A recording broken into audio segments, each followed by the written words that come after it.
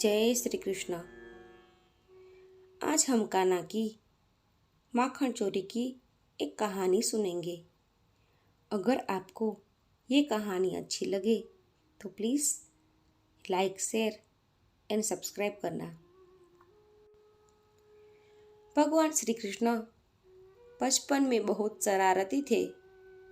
कभी गोपियों की मटकी फोड़ दिया करते थे तो कभी बछड़ों को गाय का पूरा दूध पिला देते थे। गोकुल की गोपियों चाहकर भी प्यारे से श्री कृष्ण को डांट नहीं पाती थी, क्योंकि वो इतने नटखट थे कि उनकी शरारतों को देखकर उन्हें दुलारने का मन करता था। कान्हा की ऐसी ही लीलाओं में से एक लीला माखन चोरी की है।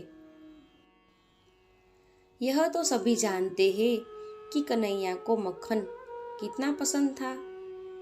यशोदा कृष्ण को जो मक्खन देती थी उससे उनका मन नहीं भरता था। इसीलिए मैया जहाँ भी मक्खन रखती, कृष्ण चुपके से गांव के बच्चों के साथ आकर सारा मक्खन खा जाते थे। ऐसा कई दिनों तक चलता रहा।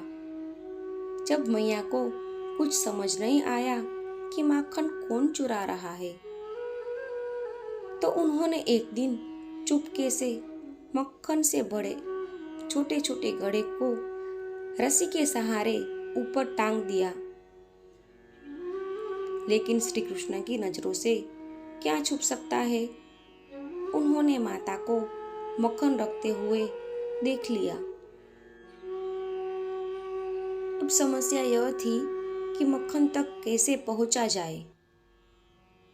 काफी सोचने के बाद उन्होंने सभी दोस्तों को इकट्ठा किया और बोले कि सभी एक घेरा बनाओ और उसके ऊपर चढ़कर मक्खन निकाला जाएगा। इसके बाद मैया ने सोचा कि आज तो मैं पता करके ही रहूंगी कि आखिर मक्खन को कौन चुरा कर ले जाता है। उन्होंने मक्खन को मटकी में रखकर ऊपर टांग दिया और छुपकर देखने लगी। कुछ ही देर में कान्हा अपने दोस्तों के साथ वहां पहुंच गए।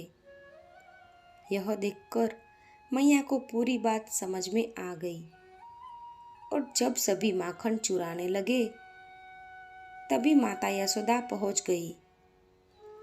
माता को देखते ही सभी बच्चे वहां से भाग गए, लेकिन श्री कृष्ण मटकी की रस्सी पकड़कर झूलते थे। इस तरह से वह और उनके सारे दोस्त पूरा माखन चट कर गए। माता ने आकर उन्हें नीचे उतारा और प्यार से डांटते हुए कहा कि अच्छा, तो तुम हो वो माखन चोर जिसने मुझे बहुत परेशान किया है। कृष्ण माता को देखकर हंसने लगे और बोले, मैया, मैं नहीं माखन खायो।